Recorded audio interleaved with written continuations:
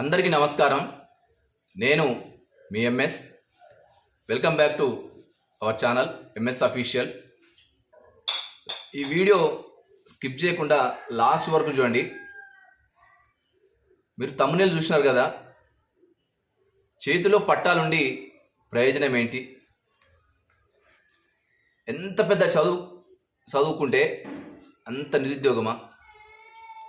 పెద్ద పెద్ద పట్టాలుండి ప్రయోజనం ఏంటి?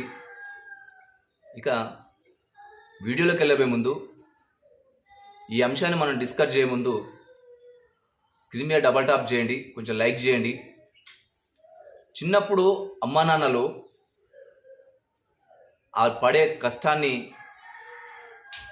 తమ కొడుకులు పడొద్దని, తమ పిల్లలు అనుభవించొద్దని, మేము పడుతున్న కష్టం మా పిల్లలు పడొద్దని, ఈ పేదరికం మా పిల్లలకు రావద్దని ఎంతో కృతనిశ్చయంతో వాళ్ళని చదివించేవారు.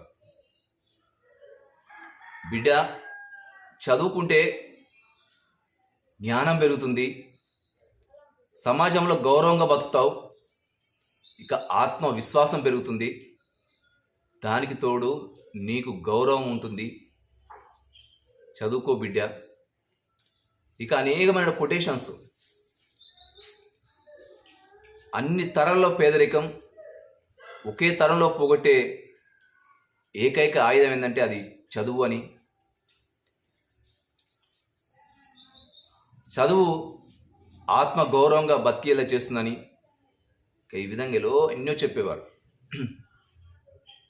అంతేకాకుండా ఇక నీకు ఆత్మవిశ్వాసం ఉంటుంది, సమాజంలో తలెత్తుకొని బతకగలుగుతావు అని విధంగా ఎన్నో చెప్పేవారు.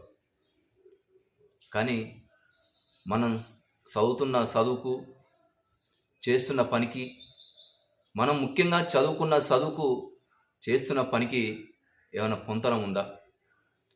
బడిలో నేర్పిన పాఠాలు బతుకు బండిని నడిపిస్తున్నాయా?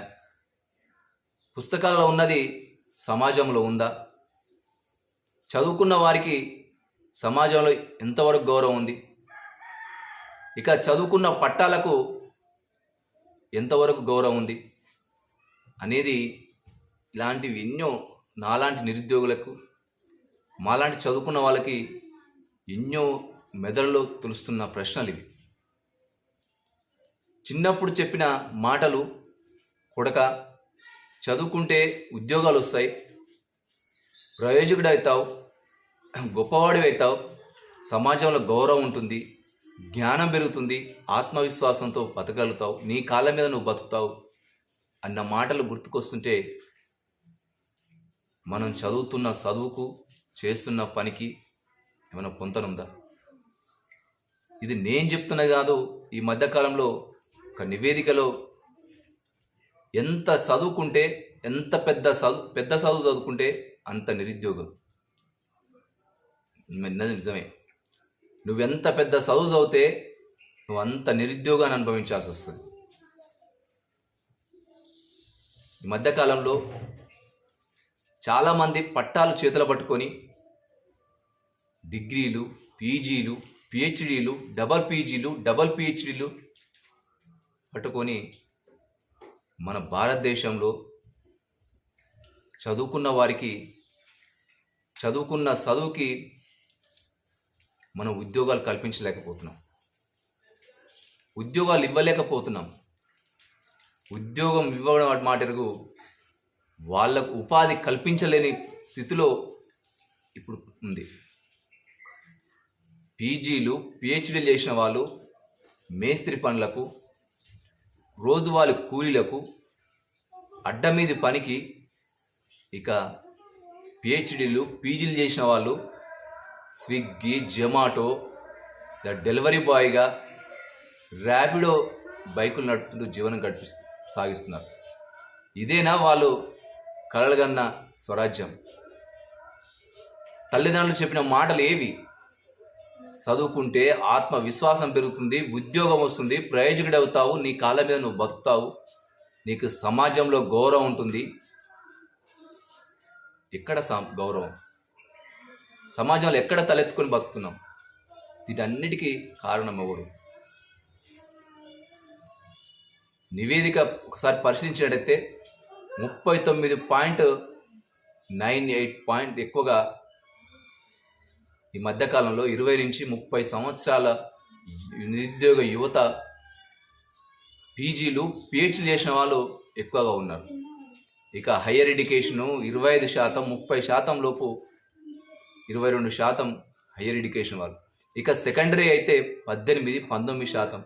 ఇలా నివేదికలు చూస్తుంటే నిజంగా బాధ అనిపిస్తుంది. ఈ నిరుద్యోగాన్ని ఎవరు నిందించాలి? చదువుకు తగ్గట్టుగా ఉద్యోగాలు ఎందుకు కల్పించలేకపోతున్నారు? కల్పించడం ఎందుకు విఫలమవుతున్నారు? చదివితే జ్ఞానం వస్తుంది, చదువుకుంటే ప్రశ్నించగలుగుతాం. కానీ ఎక్కడ చదువు అంటే ఏంటి? చదువు అంటే జ్ఞానం. జ్ఞానం మనం సంపాదిస్తున్న ఎక్కడ ప్రశ్నించగలుగుతున్నాం?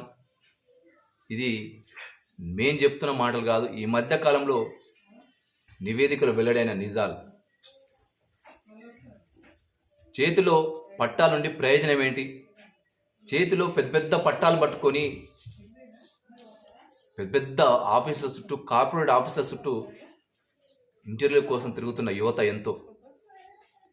పెద్ద పెద్ద పట్టాలు పట్టుకొని పొట్ట బట్ట వచ్చి పెళ్లి కాని యువత ఎంతోమంది. ఇక పొట్ట బట్ట చేతులు పట్టుకొని పెళ్లిగాక రోడ్ల మీద తిరుగుతున్న యువత ఎంతోమంది. ఇలాంటి చూస్తుంటే చాలా బాధ అనిపిస్తుంది.